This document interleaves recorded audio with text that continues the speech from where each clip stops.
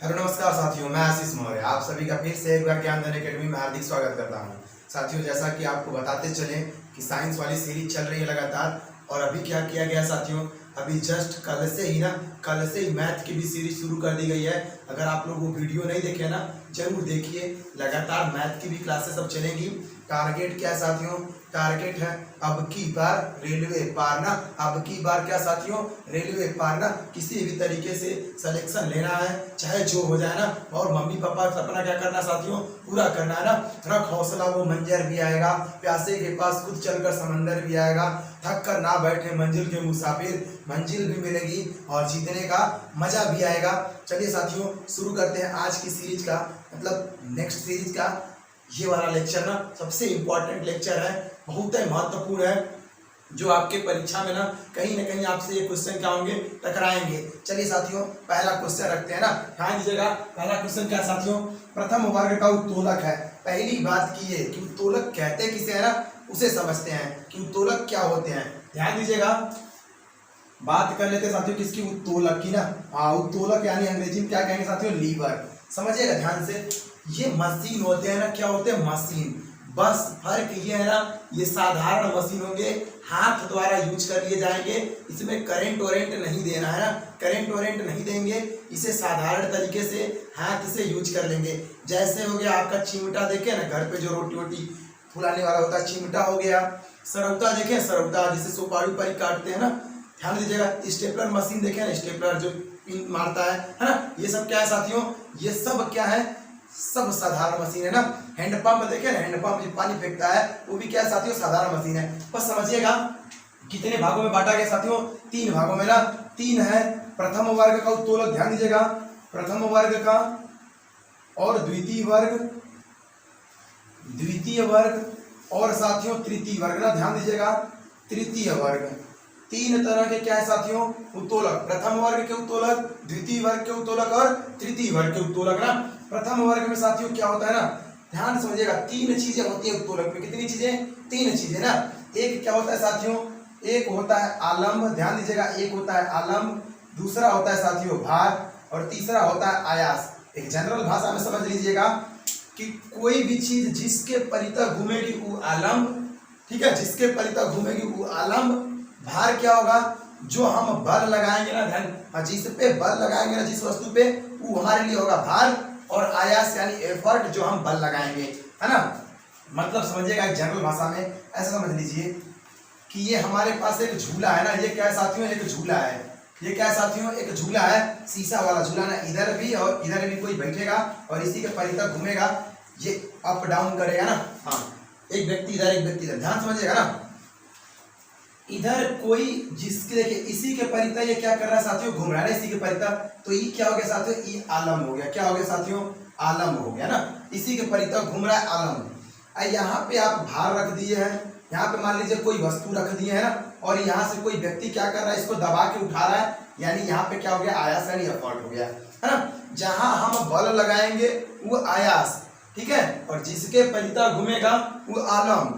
और जिस चीज पे बल लगा रहे हैं वो हमारे लिए हो गया भार। चिमटा को समझिएगा, चिमटा देखिएगा ना, चिमटा कैसे होता है साथियों, हाँ ध्यान दीजिए, चिमटा कुछ ऐसे ही होता है ना। हाँ, ऐसे होता है ना चिमटा, ध्यान दीजिएगा, चिमटा ऐसे ही होता है ना। अभी देखिएगा ना, यहाँ पे हम वस्तु को रख देते हैं ना, यहीं पे ना दबाते हैं आगे से, यहीं से इसे दबाएंगे। और अब बताइएगा, वस्तु तो यहाँ हो गया, तो ये क्या हो गया साथियों, भार हो गया। ध्यान दीजिएगा, भार हो गया। और यहाँ के परितः क्या कर रहा है, घूम रहा है, ये क्या हो गया साथियों, आलम हो गया ना। अब बीचवा में यहाँ दबाएंगे, इसको इसे पकड़ बीचवा में दबाएंगे जी, बीच में दबाएंगे, तो यहाँ क्या हो गया साथियों, आयास हो गया। देखते चलिएगा, 2 फिगर बना दिए, एक ये बीच में देखिए, इसमें आलम है, इसमें बीच में क्या आ गया साथियों, आयास आ गया ना। अभी एक और देख रहे हैं जिसमें आयास साथियों, आलम कहाँ आएगा, हाँ आलम देखिए, इसमें किनारे हो गया ना, आयास बीच में। अभी देखिए, आलम एक बार बीच में, एक बार आयास बीच में, और एक बार भार बीच में होगा। ध्यान दीजिएगा, एक बार भार बीच में होगा ना। एक नींबू निचोड़ने वाली मशीन आप लोग देखे होंगे ना, हाँ नींबू निचोड़ने वाली मशीन। ध्यान दीजिएगा कैसी होती है, बनाने की कोशिश कर रहे हैं, बन जाएगा तो ठीक, नहीं तो कोई बात नहीं ना। ध्यान दीजिएगा, इसमें एक पोर्शन साथियों ऐसे रहता है ना, और इसी खांचे को ऐसे बनाते हैं और इसको लाके ऐसे, ये दूसरा वाला पोर्शन है ना, ध्यान दीजिएगा, दूसरा वाला पोर्शन। करते क्या है, हाई वाला जो ऊपर वाला ये वाला हैंडल है ना, ये वाला, इसको ऊपर उठाएंगे और इसी में नींबू क्या करते हैं साथियों, रख के दबाते हैं ना, इसी में नींबू रख के क्या करेंगे, दबा देंगे और ये नींबू का रस पूरा चू जाएगा इसी जगह ना, इसी में छिद्र रहेगा, इसी में छोटे छोटे छिद्र रहेंगे ना, तुरंत गिर जाएगा। अच्छा कहाँ पे बल लगाइएगा, यहाँ लगाएंगे, यहाँ क्या लगाएंगे साथियों, आयास यानी बल लगाएंगे ना। और भार देखिएगा कहाँ हो गया, बीच में हो गया भार, और किनारे क्या हो गया साथियों, इसी के परितः घूमेगा। देखिए ये ऊपर वाला हैंडल, नीचे वाला हैंडल, इसी के परितः घूमेगा, नहीं है क्या हो गया साथियों, आलम्ब। देखिए तीनों केस बना दिए, एक बार बीच में आलम्ब, एक बार बीच में आयास और एक बार बीच में भार। इसीलिए इनको तीन भागों में क्या किया गया, बांट दिया गया ना। इन्हीं तीनों चीजों के हिसाब से उदाहरण ले रहे हैं, उदाहरण समझिएगा कौन प्रथम में है, कौन द्वितीय में है और कौन तृतीय में ना। हाँ एक ट्रिक देखिए, बीच बीच में दिक्कत हो जाता है ना, क्या दिक्कत होता है साथियों, दिक्कत ये होता है ना कि कौन सा प्रथम वर्ग का है, कौन सा द्वितीय वर्ग का ना। हाँ तो एक देखिए ट्रिक लिख रहे हैं ना, आभा आ ना, आय आय आई जो भी लिख लीजिए, आभा आई, आभा नाम की क्या है कोई साथियों, हाँ लड़की है ना, वो क्या कर रही है, आ रही है ना, आई, ध्यान दीजिएगा। तो आ से साथियों, आ से हो गया आलम्ब, भा से हो गया साथियों भार, और आई से हो गया साथियों आयास, है ना, आयास। ध्यान दीजिएगा, आलम्ब प्रथम वर्ग में आलम्ब बीच में होगा, द्वितीय वर्ग में भार बीच में होगा, तृतीय वर्ग में आयास बीच में होगा। तीनों को पहचानने का तरीका अब देखिएगा, हम अभी बताएं जिसमें आलम्ब बीच में होगा ना, ध्यान दीजिए वो कौन से वर्ग का साथियों, प्रथम वर्ग का ना, और जिसमें भार बीच में है वो साथियों ये द्वितीय वर्ग का, यानी ये वाला फिगर है आपके प्रथम वर्ग का, ये वाला साथियों द्वितीय वर्ग का, और ये साथियों तृतीय वर्ग का ना। ध्यान से समझिएगा, बहुत इंपॉर्टेंट चीज है, प्रथम वर्ग, द्वितीय वर्ग और तृतीय वर्ग ना। अब उदाहरण देखिए, उदाहरण ले रहे हैं, यहीं पे लिख दे रहे हैं उदाहरण। प्रथम वर्ग में साथियों बीच में आलम्ब होना चाहिए ना, क्या होना चाहिए साथियों, बीच में आलम्ब होना चाहिए। जैसे कैंची को देख लीजिएगा, क्या देख लीजिएगा साथियों, कैंची कैसी होती है, कैंची देखिएगा तो, हाँ देख लीजिएगा कैंची कैसी होती है ना, बन तो पाएगा नहीं फिर भी कोशिश जारी है ना। और आप लोगों को भी हम यही बताते कि कोशिश क्या रखा करिए, हाँ कोशिश जारी रखिए ना, कोशिश जारी रखिए, सफलता मिलेगी। देखिए मिल गया सफलता ना, बन गया कैंची। ध्यान दीजिएगा, आखिर कैंची कहाँ के परितः साथियों घूमती है, यहाँ पे घूमती है, तो बीच में हो गया क्या, बीच में हो गया आलम्ब, और यहाँ से ना कुछ काटेंगे, यहाँ रख के काटेंगे, यहाँ रख के काट दीजिएगा का, नहीं काटेंगे, हाँ यहाँ काटेंगे तो क्या हो गया साथियों भार, और यहाँ से बल लगाएंगे ना, यहाँ क्या हो गया साथियों आयास। तो कैंची कौन से वर्ग का उत्तोलक हो गया साथियों, प्रथम वर्ग का। हम उदाहरण लिख दे रहे हैं डायरेक्ट, कैंची हो गया आपका, और ये वाला झूला, शीशा झूला हो जाएगा, शीशा झूला हो गया, शीशा झूला है ना, शीशा झूला हो गया। और साथियों और दिमाग लगाइएगा, हैंड, हाँ ध्यान दीजिएगा, हैंड पंप, हैंड पंप देखे ना, हैंड पंप, अरे जो पानी फेंकता है जी वो हैंड पंप है ना, हाथ से चलाते हैं पानी फेंकने लगता है, क्या उसमें मशीन लगाते हैं, नहीं लगाते, इसीलिए साधारण मशीन है। द्वितीय वर्ग में देखिएगा, द्वितीय वर्ग में क्या हो जाएगा साथियों, नींबू निचोड़ने वाली मशीन, अभी देखिए यहाँ होता है ना नींबू निचोड़ने वाली मशीन, ठीक है, नींबू निचोड़ने की मशीन हो गया। और चिमटा, चिमटा साथियों किसमें हो जाएगा, चिमटा तृतीय वर्ग में होगा। ध्यान दीजिएगा, अभी बताया, यहाँ देखिए चिमटा, चिमटा तृतीय वर्ग में हो गया। द्वितीय वर्ग में नींबू निचोड़ने की मशीन हो गया सरौता, सरौता जिससे सोपाड़ी उपाड़ी काटते हैं ना, वो हो जाएगा, चिमटा हो गया साथियों। चिमटा के बाद स्टेपलर मशीन है ना, स्टेपलर मशीन, वह जो पिन मारते हैं ना, वो कौन से में साथियों, तृतीय वर्ग में। अब एक और नोट कर लीजिएगा, ये सब नोट कर लीजिए साथियों, बहुत जरूरी चीज है, क्योंकि रेलवे विभाग इन चीजों का उपयोग नहीं करता, लेकिन इनसे संबंधित मशीनें हैं जिनका उपयोग करता है ना, तो वहां से क्वेश्चन बनते हैं, लिख लीजिएगा। और प्रथम देखिए क्या पूछता है ना कि प्रथम वर्ग के उत्तोलक का यांत्रिक लाभ कितना होता है ना। ध्यान दीजिएगा, क्या बोले हम, यांत्रिक लाभ ना, यांत्रिक लाभ प्रथम वर्ग के, लिख लीजिएगा, प्रथम वर्ग का यांत्रिक लाभ एक से अधिक, एक से अधिक या एक से कम होगा। ध्यान दीजिएगा, एक से अधिक या एक से कम प्रथम वर्ग का। और द्वितीय वर्ग का साथियों, द्वितीय वर्ग का हो जाएगा सदैव एक से क्या होगा साथियों, सदैव एक से अधिक होगा। कौन से वर्ग का साथियों, द्वितीय वर्ग का। तृतीय वर्ग का साथियों सदैव एक से कम होगा, सदैव, हाँ सदैव एक से कम होगा। तीनों लिख लीजिए, पेपर में पूछा है। अब आपसे क्वेश्चन क्या पूछा था साथियों, प्रथम वर्ग का उत्तोलक है, अभी उदाहरण लिख दिया ना, कैंची, शीशा, झूला, हैंडपंप, कौन से वर्ग का है, प्रथम वर्ग का। तो कौन सा साथियों सही हो गया, हाँ कैंची सही हो गई ना। प्रथम वर्ग का उत्तोलक कौन हो गया साथियों?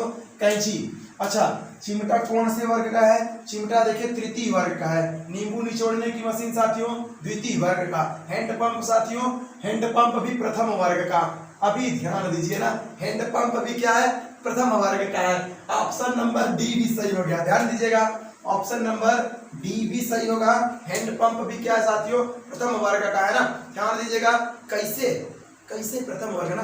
अच्छा देखिएगा हैंडपंप में जहाँ हैंडल चलाते हैं ना, यहाँ एफर्ट लगा रहे हैं। अब बीचवा से देखिए घूम रहा है ना, बीचवा से और नीचे से पानी उठा रहा है, बीच से घूम रहा है यानी बीच में आलम्ब है, प्रथम वर्ग का। यानी option number B, option number D. एक ऑप्शन और लिख लीजिएगा क्या?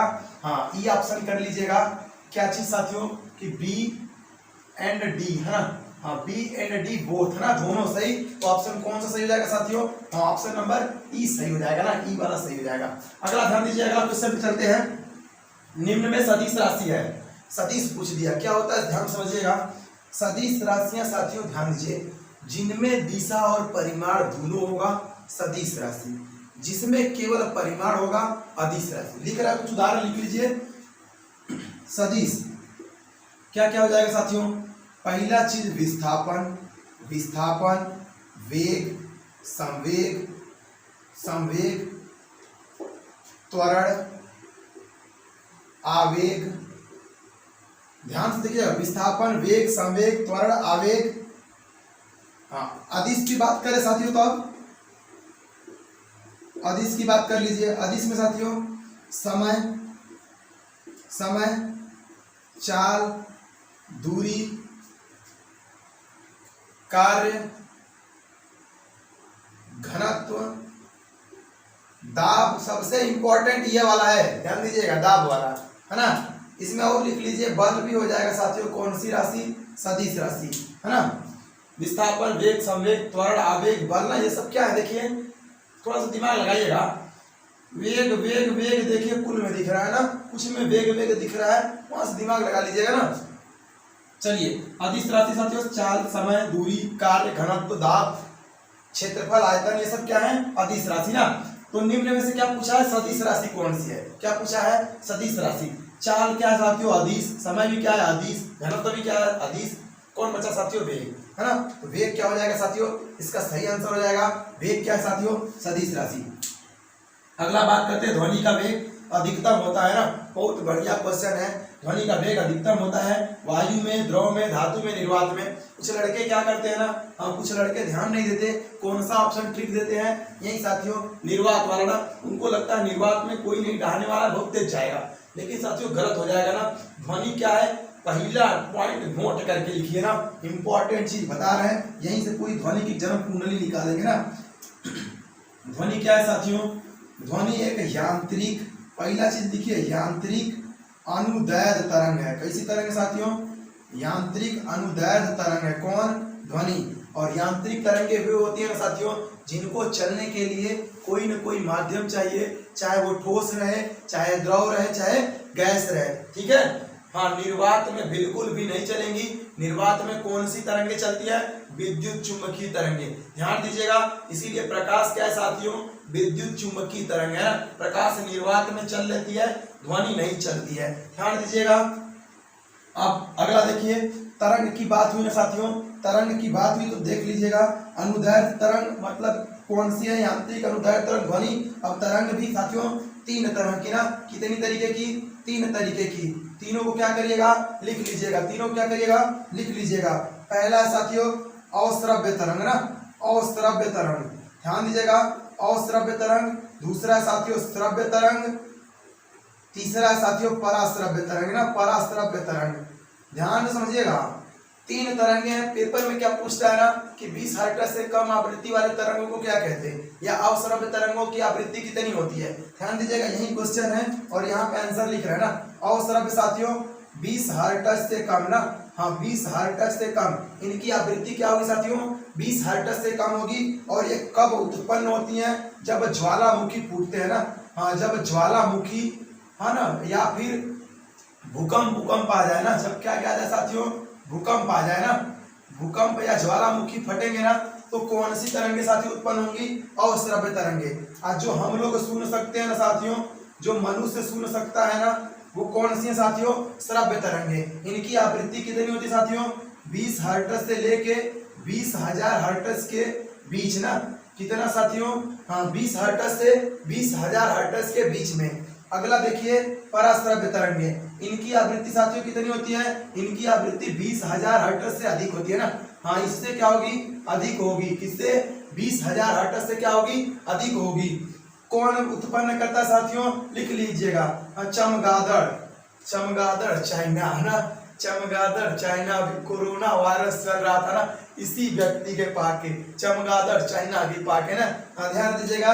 चमगादड़ साथियों कौन सा, हाँ पराश्रव्य तरंगे ना, चमगादड़ हो गया, कुत्ता बिल्ली ना, कौन साथियों, कुत्ता बिल्ली, ये सब क्या कर सकते हैं, सुन सकते हैं ना, हाँ इन तरंगों को ये व्यक्ति सुन सकते हैं।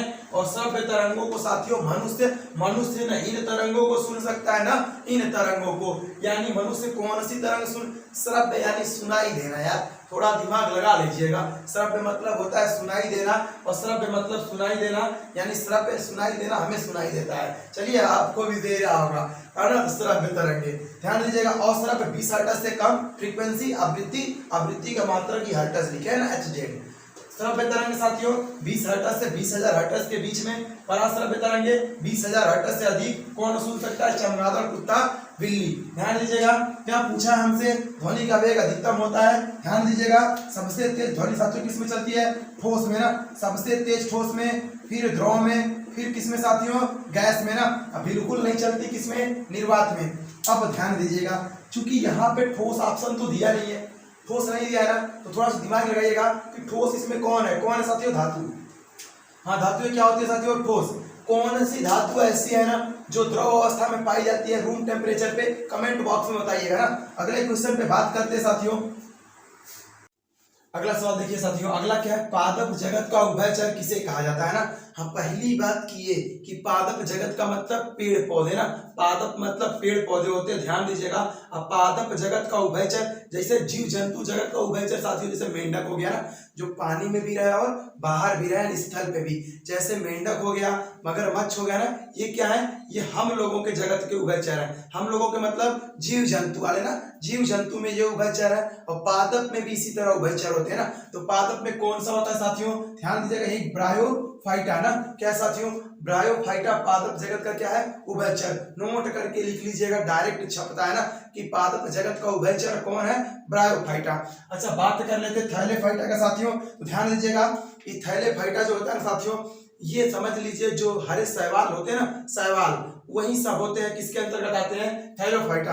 क्या शैवाल बाहर रहते हैं, नहीं साथियों, केवल कहाँ, पानी के अंदर ना, काई, काई मतलब समझ लीजिए वही है ना, वही थैलेफाइटा। और साथियों जो टेरिडोफाइटा होता है ना, इसमें जड़ तना पत्ती ना अलग अलग विभाजित होती है ना, जिसे पेड़ पौधों में जड़ तना पत्तियां अलग अलग विभाजित होंगी, जिनमें संवहन नलिकाएं होंगी। संवहन यानी पानी ले जाने वाली, भोजन ले जाने वाली जो नलिकाएं होंगी ना, वो किसमें अंतर्गत आ जाएंगे साथियों, हाँ टेरिडोफाइटा के अंतर्गत वो पेड़ पौधे आ जाएंगे ना। ध्यान दीजिएगा, जिम्नोस्पर्म साथियों, जिम्नोस्पर्म ना, जिसमें नग्न बीज पाए जाएंगे। नग्न बीज मतलब बीज किसी के अंदर नहीं होगा, बीज बाहर ही होगा ना, बीज क्या होगा साथियों, बाहर ही होगा। ध्यान दीजिएगा, तो कौन सा ऑप्शन साथियों, पादप जगत का उभयचर कौन सा साथियों, ब्रायोफाइटा, नोट कर लीजिएगा ना। अगला ध्यान दीजिए, प्रोटॉन में धनात्मक आवेश होता है, मतलब ये कि खाली जगह भरना है कि प्रोटॉन में कितना धनात्मक आवेश होता है ना।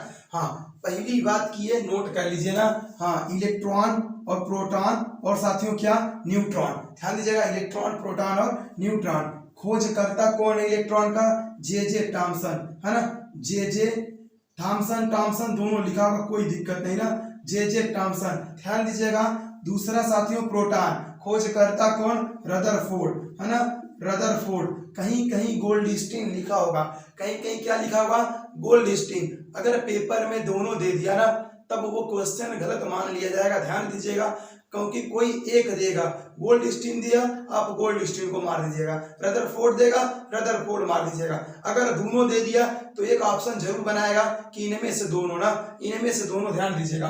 अगला ध्यान दीजिए साथियों, न्यूट्रॉन, खोजकर्ता कौन, जेम्स चैडविक ना, ध्यान दीजिएगा, जेम्स चैडविक।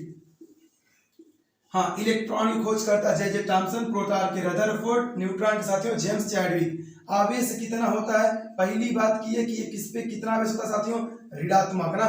चार्ज कितना होता है, इस पे ऋणात्मक होता है, और प्रोटॉन पे साथियों, प्रोटॉन पे धनात्मक चार्ज होता है, ध्यान दीजिएगा, प्रोटॉन पे धनात्मक, और न्यूट्रॉन पे साथियों उदासीन, मतलब कोई चार्ज नहीं होता, उदासीन होता, न्यूट्रल होता ना। अगली बात ध्यान दीजिएगा, कितना होता है आवेश, समझते चलिएगा, कितना होता है आवेश, -1.6 इंटू 10⁻⁻19 कूलम, किसका साथियों, इलेक्ट्रॉन का।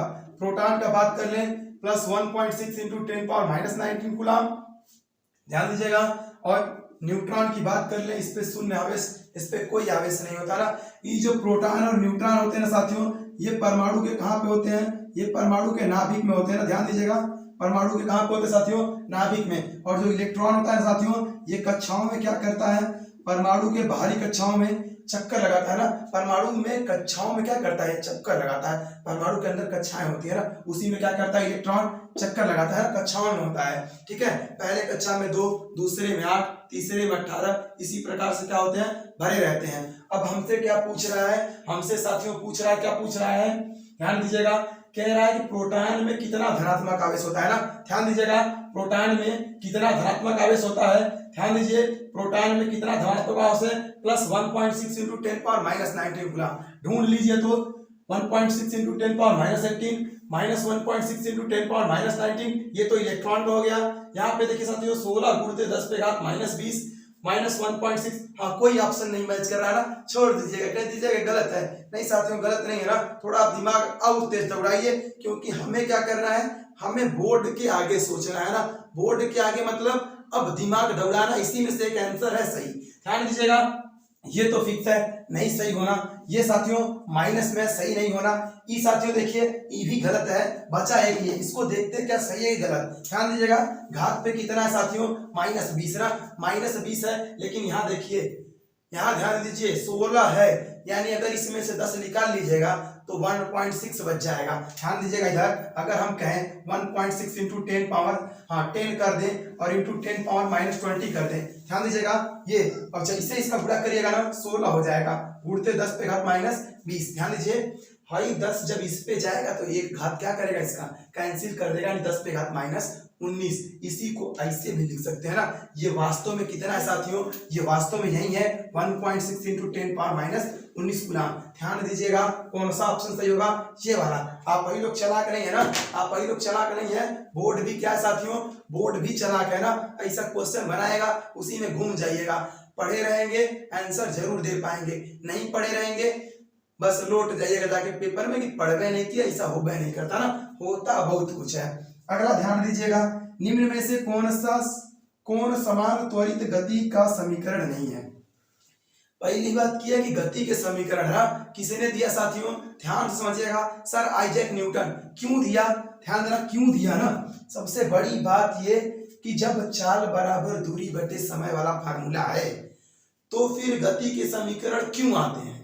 तो पहला बात ये ना नोट कर लीजिए कि जब कोई वस्तु त्वरित गति करती है, कैसी गति, त्वरित, या तो उसकी गति लगातार बढ़ रही हो या तो लगातार गति क्या कर रही हो, घट रही हो, तब गति का समीकरण यूज होगा। अगर आप कहीं और लगाएंगे नहीं काम करेगा ना, कहीं और लगाएंगे नहीं काम करेगा। ध्यान दीजिएगा, तो गति के कितने समीकरण साथियों, 3। कितने, 3। पहला है साथियों v बराबर u प्लस at, दूसरा है साथियों s बराबर ut plus half at square, तीसरा साथियों v स्क्वायर बराबर u स्क्वायर प्लस 2as। पहली बात की है ना, हाँ पहली बात की है, 100 बात की एक बात कि जिस सीक्वेंस से हम लिखे हैं ना कि पहला यह है, पहला यही है, दूसरा यही है, तीसरा यही है, सीक्वेंस यही होना चाहिए, है ना। ऐसा नहीं है कि तीनों को रट लिए, पहला दूसरा तीसरा कभी भी बोल दीजिए चलेगा, नहीं बाबू। ध्यान दीजिएगा, तीनों सीक्वेंस से पता हो। अगर आपसे कहा जाए दूसरा समीकरण बताइए ना, तो दूसरा का यह है, ये नहीं कि कोई बता दीजिएगा हो जाएगा, नहीं। पहला पूछेगा आपको यही बताना होगा, तीसरा पूछेगा ये बताना होगा। अभी VUTS क्या लिखे है ना, हाँ क्या लिखे, लिख लीजिए। U बराबर क्या है साथियों, प्रारंभिक वेग यानी initial velocity. V equal to क्या है साथियों, अंतिम वेग यानी कि final velocity. A equal to क्या है साथियों, त्वरण या फिर मंदन। ध्यान दीजिएगा, त्वरण या फिर मंदन। त्वरण मंदन एक ही चीज है। त्वरण गति को बढ़ाता है, मंदन गति को क्या करता है, घटाता है। जनरल समझ लीजिए, किसी वस्तु का ब्रेक लगाएंगे ना, कोई वाहन है ब्रेक लगाएंगे ना, उसमें मंदन उत्पन्न होगा। एक्सेलरेटर रखेंगे ना, त्वरण उत्पन्न होगा। ध्यान दीजिएगा, एस की बात कर ले साथियों, क्या है ये, दूरी या फिर क्या है, विस्थापन, है ना, ये दूरी या फिर विस्थापन। इसमें यही चीजें हैं। अब देखिएगा कौन सा ऑप्शन गलत है, कौन सा सही। निम्न में से कौन समान त्वरित गति का समीकरण नहीं है, मतलब अगर इन तीनों में नहीं है तो वो गलत है। ध्यान दीजिएगा, पहला सही है, दूसरा v स्क्वायर बराबर u स्क्वायर प्लस 2s सही है, s बराबर ut plus half at square सही है। थर्ड वाला देखिए, ये वाला क्या है साथियों, ये गलत है ना, ये गलत है। अगले क्वेश्चन पर चर्चा करते हैं ना। अगला देखिए साथियों, अगला क्या कह रहा है, कैल्शियम हाइड्रोक्साइड का सूत्र है। कैल्शियम हाइड्रोक्साइड का सूत्र है। पहली बात की है ना, आप ध्यान दीजिए, कैल्शियम क्या कह रहा है साथियों, कैल्शियम हाइड्रोक्साइड, है ना, इसका जो फार्मूला होता है ना, CaOH का क्या होता है, ट्वाइस। ध्यान दीजिएगा, CaOH का ट्वाइस। तो इसके साथ साथियों कौन सा ऑप्शन चला जाएगा, ऑप्शन नंबर बी ना, कैल्शियम हाइड्रोक्साइड। अगला ध्यान दीजिए, ये किसी का फार्मूला नहीं है, ये गलत है। ध्यान दीजिएगा, कैल्शियम ऑक्साइड किसका है साथियों, ध्यान दीजिएगा, बिना बुझा हुआ चूना ना, हाँ बिना बुझा चूना ना, हाँ बिना बुझा चूना, हाँ बिना बुझा चूना। और इसी कैल्शियम हाइड्रोक्साइड को क्या कहते हैं साथियों, बुझा हुआ चूना। ध्यान दीजिएगा, बुझा हुआ चूना, ध्यान दीजिएगा, बुझा हुआ चूना। यही जब कैल्शियम ऑक्साइड क्या करता है साथियों, पानी के साथ क्रिया करता है ना, तो क्या करता है, बुझा हुआ चूना बना देता है कैल्शियम हाइड्रोक्साइड। कैल्शियम कार्बोनेट क्या है साथियों, चूना पत्थर ना। ध्यान दीजिएगा, क्या है, चूना पत्थर ना, क्या, कैल्शियम कार्बोनेट। अगले क्वेश्चन की बात करते हैं, हड्डियों को आपस में जोड़ता है। मतलब ये कह रहा है ना, हड्डियों को हड्डियों से आपस में कौन जोड़ता है, कौन जोड़ता है साथियों, लिगामेंट ना। इसका हिंदी नाम लिख लीजिएगा, इसका हिंदी नाम लिख लीजिएगा, स्नायु, हाँ बंधन, है ना, इसका हिंदी नाम लिख लीजिएगा, स्नायु बंधन। ध्यान दीजिएगा, कभी कभी पेपर में हिंदी नहीं दे देगा ना, तो क्या कहेंगे साथियों, स्नायु बंधन। अगला ध्यान दीजिएगा, ये हड्डियों को हड्डियों से जोड़ता है। ये साथियों टेंडन क्या करता है, हड्डी को, ध्यान दीजिएगा, हड्डी को मांसपेशियों से जोड़ता है ना, मांसपेशियों से कौन जोड़ता है साथियों, हाँ टेंडन। टेंडन हड्डी को मांसपेशियों से जोड़ता है, और लिगामेंट हड्डी को हड्डी से जोड़ता है। अस्थि मज्जा साथियों क्या है, ध्यान दीजिएगा, अस्थि मज्जा क्या है, बोन मैरो ना। बोन मैरो क्या काम करता है साथियों, यहाँ ब्लड का निर्माण होता है ना, क्या बनता है साथियों, ब्लड का निर्माण कहाँ पे होता है, अस्थि मज्जा।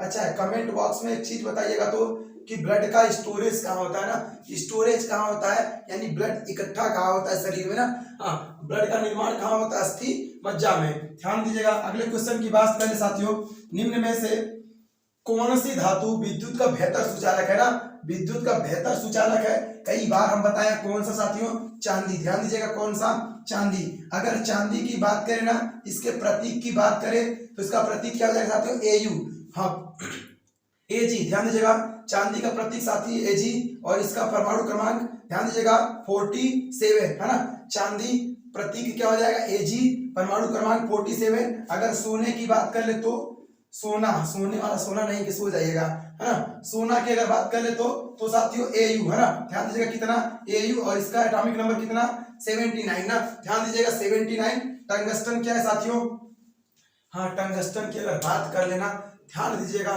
टंगस्टन का प्रतीक होता है साथियों W ना। ध्यान दीजिएगा, क्या प्रतीक होता है, W। ध्यान दीजिएगा, ये वही है ना, ये वही टंगस्टन है। कौन सा वाला टंगस्टन साथियों, जिसका बल्ब का फिलामेंट बना रहता है ना, बल्ब वाला फिलामेंट, वही टंगस्टन है। ध्यान दीजिएगा, अगला ध्यान दीजिए, एल्युमिनियम किसका प्रतीक होता है साथियों, Al, एटॉमिक नंबर कितना, 13। तांबा साथियों, कॉपर, एटॉमिक नंबर 29। ध्यान दीजिएगा ये सब। अगर चांदी ऑप्शन में नहीं होता ना साथियों, तो क्या मारते ऑप्शन, तांबा। चांदी सबसे अच्छा चालक। अच्छा, चालक क्या होता है एक बार समझ लीजिए, चालक सुचालक, जिसमें विद्युत धारा आसानी से बहेगी वो चालक, जिसमें नहीं बहेगी वो चालक, ठीक। और जिसमें आधातिया बहेगी वो अर्धचालक ना। जैसे जर्मेनियम, सिलिकॉन, एंटीमनी, बिस्मथ ना, ये क्या है साथियों, अर्धचालक। अगला ध्यान दीजिए, यदि बल F और त्वरण A दिया हुआ हो तो वस्तु का द्रव्यमान m कैसे ज्ञात करेंगे। ये कह रहा द्रव्यमान ज्ञात करना है आपको। क्या दिया है, बल F और त्वरण A दे रखा है। पहली बात की है ना, हाँ ध्यान दीजिएगा, बल बराबर साथियों सूत्र क्या होता है, द्रव्यमान गुणते त्वरण। ध्यान दीजिएगा, बल बराबर सूत्र होता है द्रव्यमान गुणते त्वरण। बल को F से, द्रव्यमान को A से, त्वरण को A से, है ना, द्रव्यमान को M से, त्वरण को A से। क्या पूछा है, कह रहा है द्रव्यमान ज्ञात करना है ना। अब अगर इसको ज्ञात करना है तो इसको एक साइड लिख दीजिए, इसको क्या करिए, एक साइड लिख दीजिए, और जब इसके साथ A है गुणा के रूप में इधर भेजिएगा तो भाग के रूप में, यानी F बटे क्या साथियों, F बटे A हो जाएगा ना, F बटे A, और F बटे A ऑप्शन में ढूंढ लीजिए तो हाँ F बटे A यहाँ पे है, और ये ऑप्शन क्या हो जाएगा साथियों, सही हो जाएगा ना। हाँ, आज के लिए साथियों इतना ही क्वेश्चन काफी है। उम्मीद करते हैं आपको सीरीज पसंद आ रही होगी। अगर आ रही है तो वीडियो को लाइक और शेयर जरूर कर दिया करिए साथियों। कमेंट बॉक्स में भी कुछ चीजें बताया करिए कि वीडियो कैसा लगा, आपको ये हेल्पफुल प्रदान कर रहा है कि नहीं कर रहा, चीजें समझ में आ रही कि नहीं, जरूर कमेंट बॉक्स में बताया करिए साथियों। मिलते हैं अगले वीडियो में, तब तक के लिए धन्यवाद।